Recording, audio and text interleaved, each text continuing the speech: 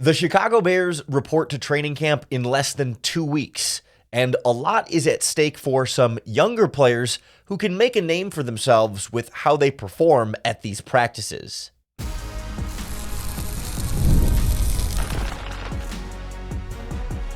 You are Locked On Bears, your daily Chicago Bears podcast. Part of the Locked On Podcast Network, your team every day. This is Locked On Bears, and I'm your host, Lauren Cox. I'm here to bring you your daily, in-depth Chicago Bears news and analysis. You can follow me on Twitter at CoxSports1. You can follow the podcast at Locked On Bears on all of your favorite social media platforms, including the Locked On Bears YouTube channel, where you can keep up with all of our video podcasts as well. Thanks for making Locked On Bears your first listen today. We're part of the Locked On Podcast Network, your team every day. Today's episode is brought to you by FanDuel Sportsbook. Make every moment more. This summer, FanDuel is hooking up all customers with a boost or a bonus daily. That's right, there's something for everyone every day, all summer long. Visit FanDuel.com to get started. On the show today, we look at the Chicago Bears players with the most to gain at training camp this year, that if they can make the most out of these practices and into the preseason games, that they can really move up the depth chart, carve out a bigger role for themselves, and maybe eventually some more money for themselves farther down the line in their career. But it starts with big practices and strong performances at training camp. Tomorrow, we'll talk about players with the most to lose, but let's start more positive here with guys that have a lot of room to go up from here. I think it's pretty obvious that Caleb Williams is one of those players, so we don't need to sit and spend a lot of time on the obvious of yes, Caleb Williams has a bunch to gain in terms of, mastering the offense and getting on the same page with his receivers and just rounding into form, heading into a big rookie season for him. That's the obvious one that, we can be a little bit smarter and a little bit more advanced in that. But I think there's a big opportunity in this Bears backfield for a couple of different players.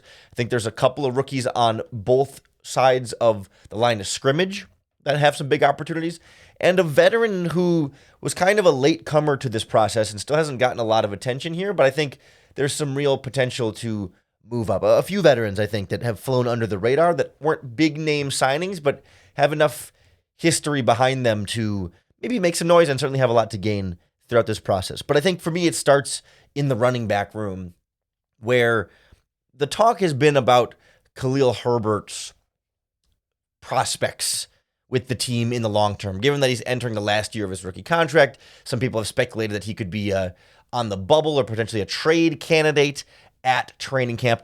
I personally tend to think that's a little bit overblown. It's hard to envision a scenario where they don't roll with Khalil Herbert on this roster entering this season. But exactly what the running back depth chart looks like and what type of role each running back has behind DeAndre Swift is wide open. And I think there's a real opportunity here for Roschon Johnson to have a lot to gain. But I also think Travis Homer, as the number 4 running back on this depth chart, also has a lot to gain. And maybe I'll start with him quick and get him out of the way, because Roschon's more of the deeper conversation there. But with Travis Homer, he's reunited with his offensive coordinator from Seattle, Shane Waldron. And Waldron used Homer a bit more than we saw Luke Getsy use Homer last season. And there's a familiarity there with the offense that should give Travis Homer a bit of a step up here.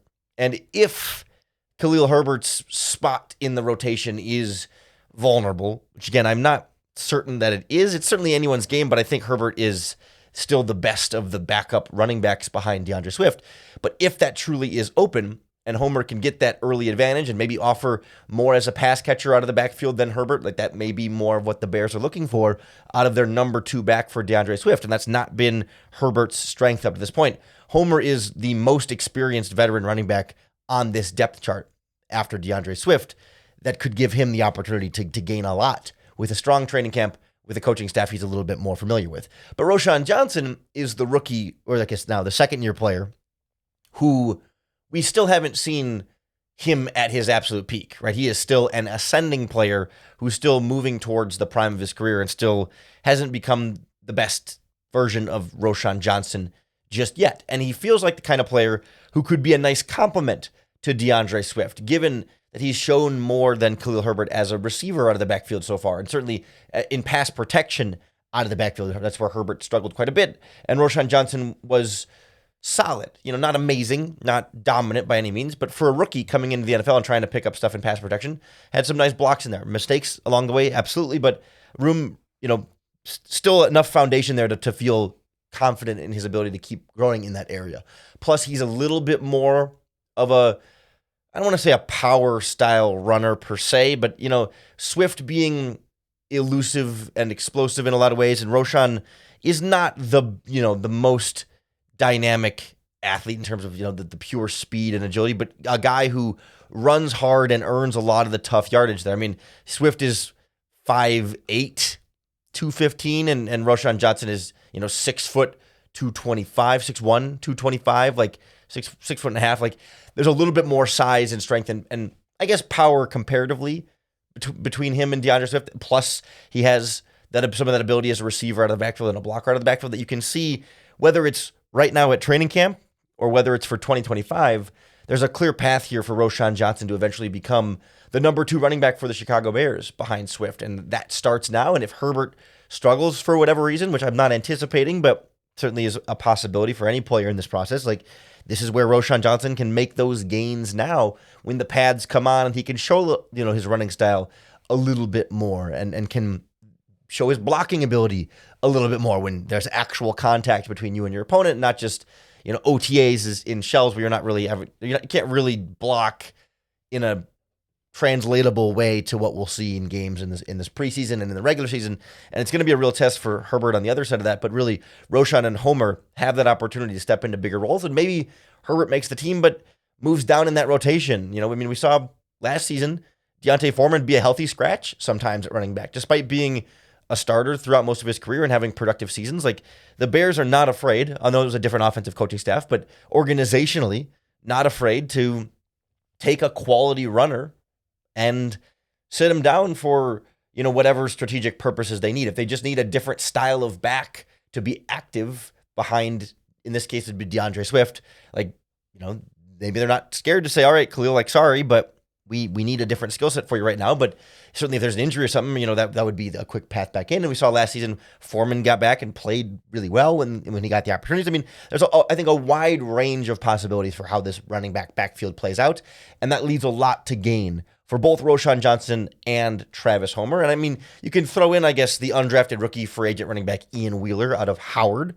Can't say that we've gotten to see or know a lot about him, and he's certainly a long shot with 4 talented NFL running backs ahead of him on the depth chart. But never say never. And I think it's a running back room full of opportunity behind DeAndre Swift. And what exactly, that share of the load is between Swift and the best of these running backs, to me, is still also a fairly open question at training camp. I also think there's a couple of other offensive players here, a rookie and a veteran, who are both coming into this process behind schedule, late to this game, and haven't been around as much as even some of the other new Chicago Bears players that can now start to play catch up and maybe surpass some of their teammates who have been practicing a bit more and have been around the team a bit more than they have at training camp. So we'll look at a couple names, one that hasn't gotten a lot of attention and the other that's about to get a ton of attention next on Locked On Bears.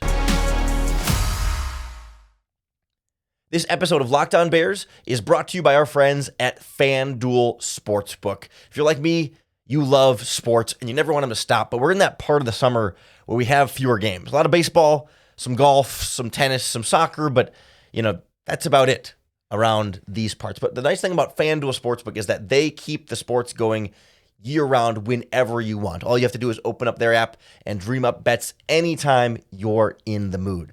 This summer, FanDuel is hooking up all customers with a boost or a bonus daily. That's right, there's something for everyone, every day, all summer long. So if you want to look ahead to the football season, you could bet on Bears-Titans Week 1, Matty Eberflus as the favorite for Coach of the Year, Caleb Williams for Offensive Rookie of the Year, Rome Odunze's receiving yards, and so many more different ways to play, all in their app that's safe, secure, and super easy to use. So to keep your sports fix going, head on over to FanDuel.com and start making the most out of your summer. FanDuel, official sports betting partner of Major League Baseball.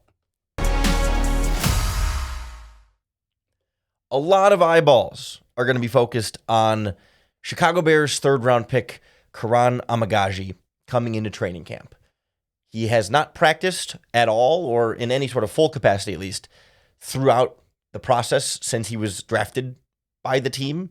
That he had an injury coming in. The Bears were evidently aware of the injury when they drafted him, knowing that he would not be ready to go from the moment he arrived at Hallis Hall for the first time. And Matt Eberflus said early in this process that the target return had been training camp and that they were optimistic that he would be ready for training camp and that, barring something unforeseen, that's the plan, and that they just, as long as the recovery goes the way it's supposed to and everything stays on track, he will be ready to go for training camp. We haven't really gotten any updates since then to either confirm that or to suggest that he won't be. So I think everyone is moving forward with the expectation that training camp comes around in like 10 days and Karan Amagaji will not only be there, but be there and be participating. I don't think that means day one of training camp he is full go doing everything or mixing with the starters or anything like that. No, I think they will probably have to do some ramp up period with him, just given that he hasn't been practiced, just to kind of get back into practice shape in that regard and to test the conditioning and, seeing how much you can actually put on his plate right away. He's been able to do, mental reps and stuff from the sideline, but getting out there and trying to put the physical and the mental back together, like it might take a week or so for him to really kind of get to whatever full speed is going to look like for Karan Amagaji. But when he is full speed, there is a ton of opportunity in front of him, and he has a lot to gain here. He has a lot to catch up on because the rest of this offensive line has been practicing, or most of the rest of the offensive line has been practicing in their entirety, albeit not with pads.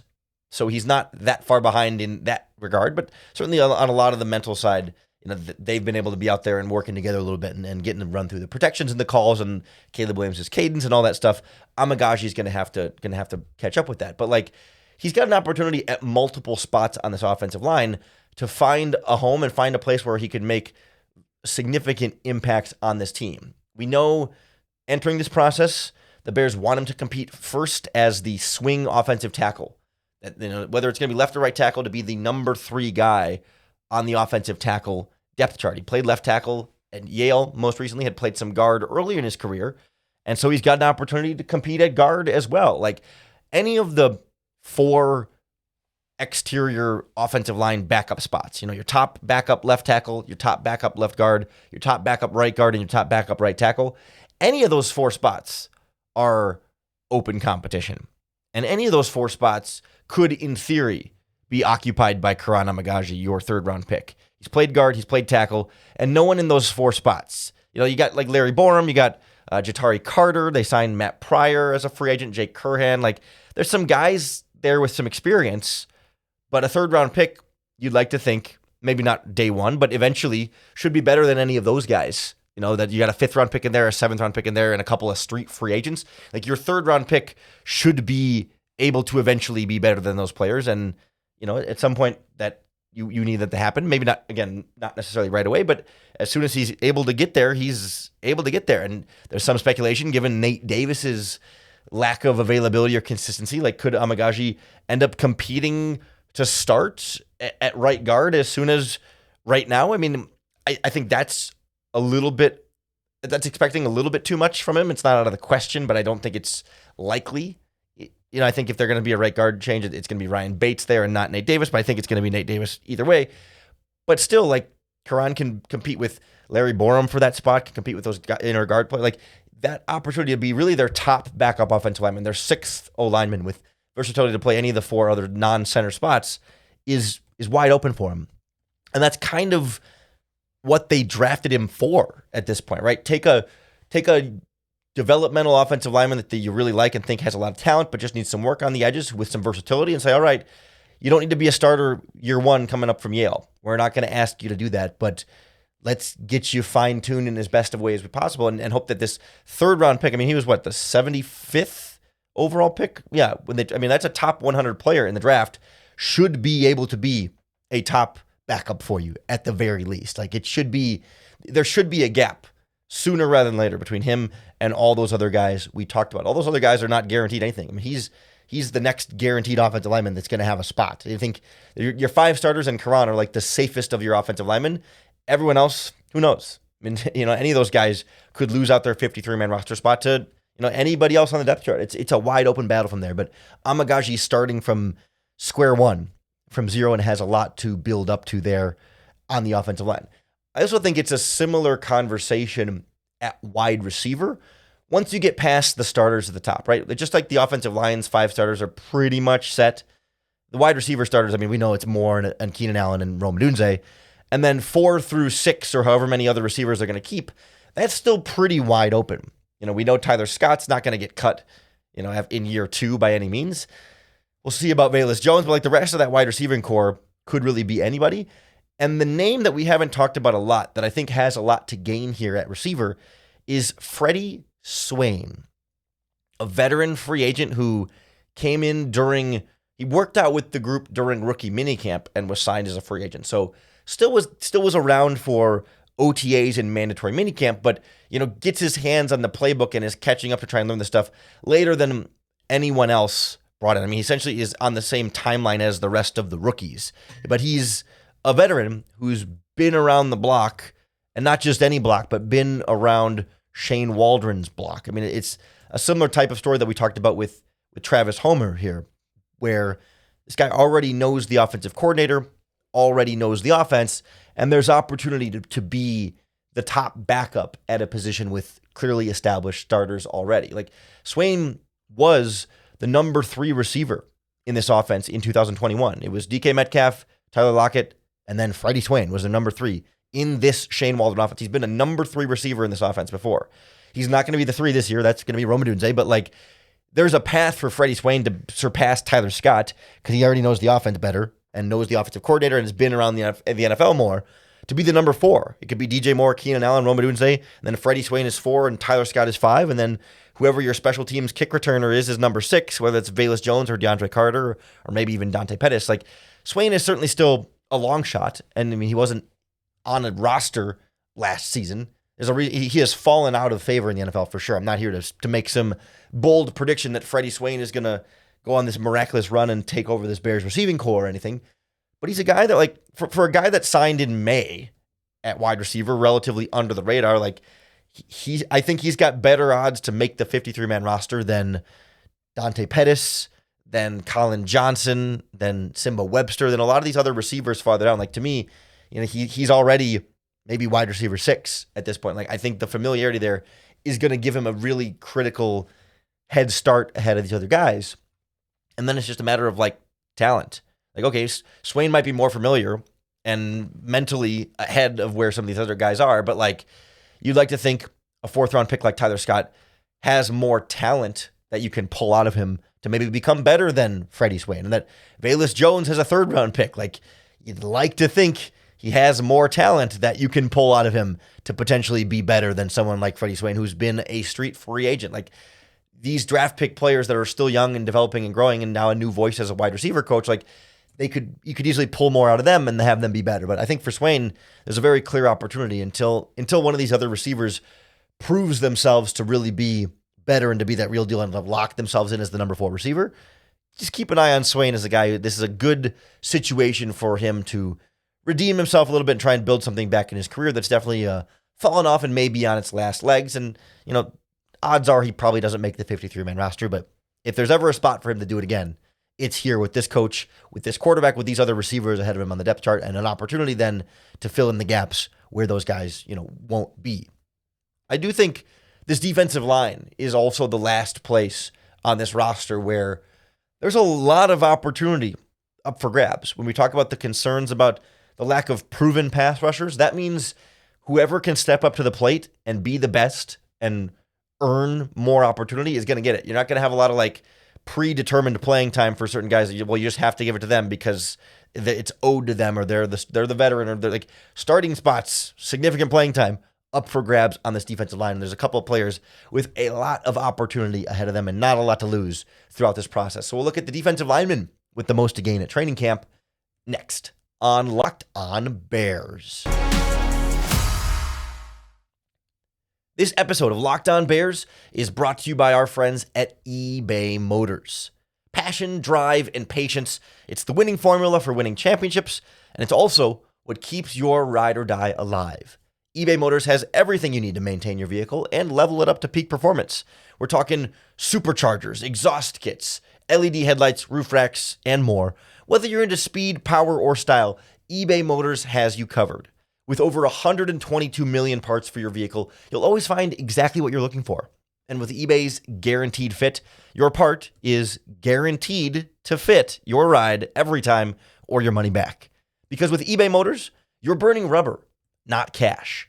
With all the parts you need at the prices you want, it's easy to make your car the MVP and bring home huge wins.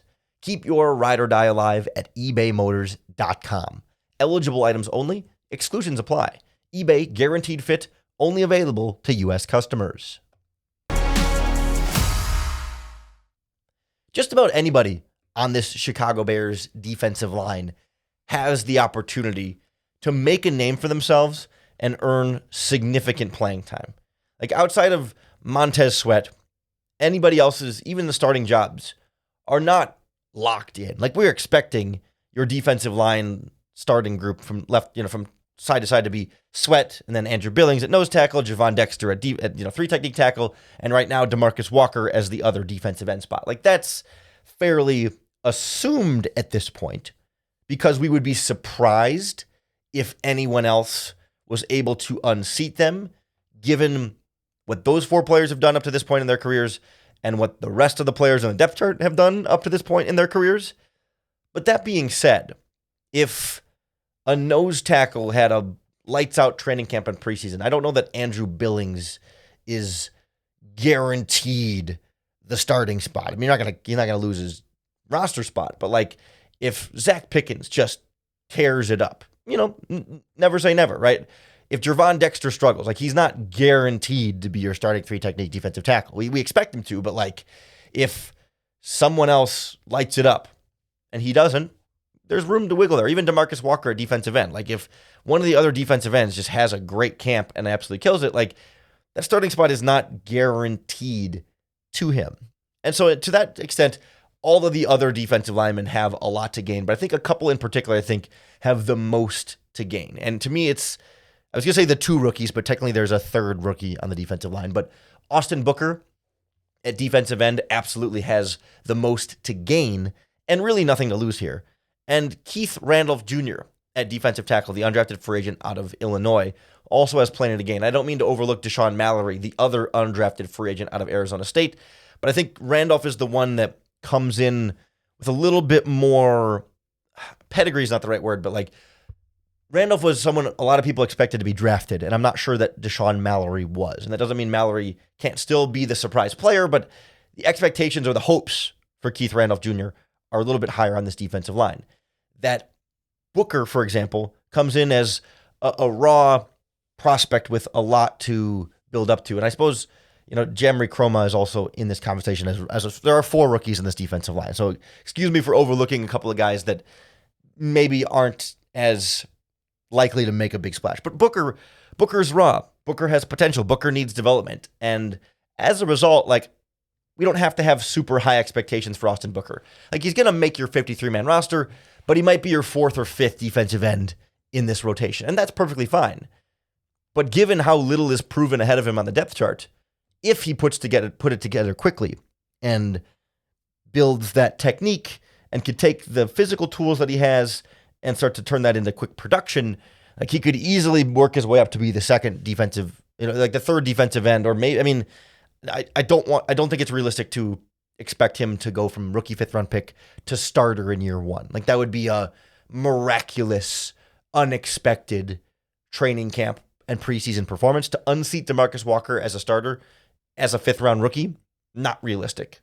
Not something that any of us should be expecting. But like, if he plays well and guys like Dominic Robinson and Jake Martin and others don't, sure, Austin Booker could be your number 3 pass rusher, defensive end in that rotation, play a big role and get you a handful of sacks off the bench. Like that's absolutely what he has in front of him to gain.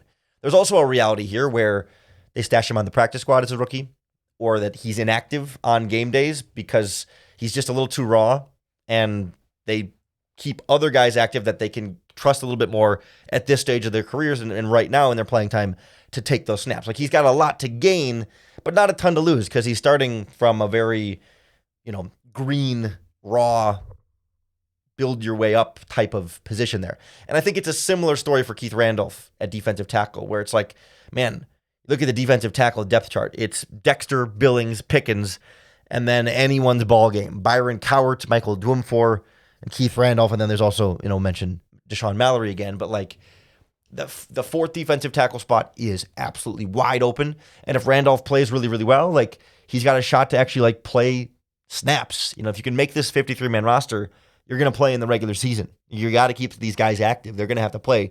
Javon Dexter and Andrew Billings are not going to play 100% of the snaps. They're going to play like 50 to 60% of the snaps at defensive tackle. And that leaves another 40 to 50% to be played by Zach Pickens and whoever the fourth defensive tackle is, which could be Keith Randolph. And of course, DeMarcus Walker might rotate in and play some defensive tackle snaps. Like there's more to it than that, but like whoever is the top backup next to Zach Pickens is going to play. And Byron Cowart and Michael Dwumfor are not guaranteed any kind of promises of roster spots or playing time here. And if Keith Randolph comes in as an undrafted rookie free agent and balls out and says, hey man, look, I should have been drafted. Let me show you why I should have been drafted and how good I am to make this football team. That's a lot to gain for an undrafted rookie free agent who otherwise, probably most likely is going to be a practice squad guy this year. It's hard for undrafted rookie defensive tackles to come in and have huge impacts. It's just the reality of this sport. It's really hard for young defensive tackles to catch up that quickly and to dominate right away. And it happens, but it's more likely than not not going to happen. But the opportunity is absolutely there for anyone on this defensive line, but especially Keith Randolph at defensive tackle and Austin Booker at defensive end. But no, not to rule out Jamari Croma or Deshaun Mallory, but I'd put my money on Randolph and Booker ahead of those two guys in the conversation. But like Khalid Kareem, the veteran defensive end from the Colts last year, or Jacob Martin, the veteran defensive end from the Colts this offseason, like those guys could have big opportunities in this defense. Even Dominique Robinson could have a big opportunity in this defense. It's wide open at the defensive line, even if they still sign the veteran Yannick Ngakoue from last offseason and last year. Even if they bring him back, that opportunity still absolutely exists on this defensive line. So that's who I think has the most to gain among Chicago Bears players entering training camp. If you think there's a player I missed or there's other guys you think really have a lot to gain, or maybe, a player you don't think has as much to gain that I included here, let us know. Join the conversation in the comment section here on the Locked On Bears YouTube channel. You can tweet us at Locked On Bears or post in the Locked On Bears Facebook group. However you do it, just make sure you hit that subscribe button on YouTube or wherever you listen to the podcast. That's going to be the best way to keep up with all of our daily, in-depth Chicago Bears news and analysis. Thanks for making Locked On Bears your first listen today. We're part of the Locked On Podcast Network, your team every day. Coming back tomorrow and make us your first listen again as we go through, instead of the players with the most to gain at training camp, we'll do the players with the most to lose at training camp. We're less than 2 weeks away from the players actually reporting to camp. I know the training camp tickets are just coming out and available for the public now for the practices that are going to be open. So we're getting you ready for training camp. And as we get closer to training camp, we're going to ramp back up to a full 5 days a week. And then we'll ride that out through the rest of the season. And in the offseason, football is right around the corner. You can almost taste it. And I hope until we get there, and even once we're there, but I hope along this whole process that the Locked On Bears podcast at least makes it a little bit easier for you to bear down.